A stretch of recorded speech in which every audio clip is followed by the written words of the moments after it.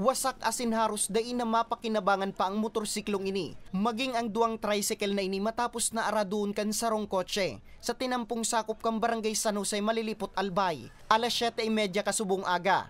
Istorya ni Lola Delia Kilandrino, tagsa dirikan saro sa nada niyarang tricycle. Mantang naglilinig siya sa saindang natad, nakikignasan na siya kang suminalpok ang kotse sa saindang tricycle. Tulos man siyang nagagad akudir sa iyang aking lalaki. Siyo ko susuriyaw niya, Joshua, pig-apod ko siya, nahiling ko, agapin niya ako, ito baka niya ako, dalaganan kita kan kutsi na, paano na yan ang motor ta, ang tricycle. Istorya man ni Fidel Bitara, kakapark niya pa sa nananggad kang sa iyang motorsiklo, kan ini ang aradun kan kotse. Okay, dako lang na salamat mi na day nakahali tulos kami diban sa motor. Isa-isa sa kay pwede sir. So kasalon po, pamangking ko. Sigun kay Police Staff Sergeant Gregorio Ahero, ang traffic investigator kang Malilipot PNP, gikan Tabaco, pasiring ko tang syudad ning Legazpi ang kotse nga ni mag-atindir ning hearing.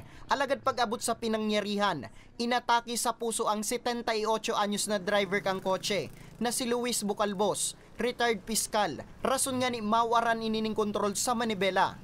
Ini po, bigla po dining parang nagpiot sudaghan, ngunyan, may mga nasagi duman na duwang tricycle, sarong motor, naulog po nga daw sa motor sa kanal.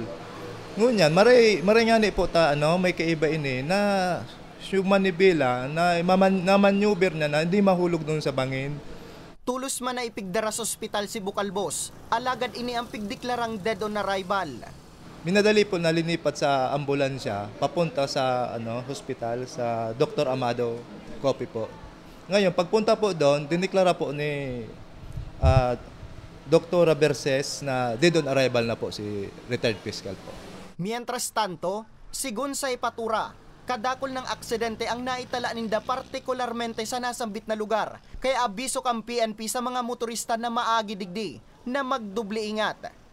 Para sa mga baretang tatak Bicol, Nomer Corporal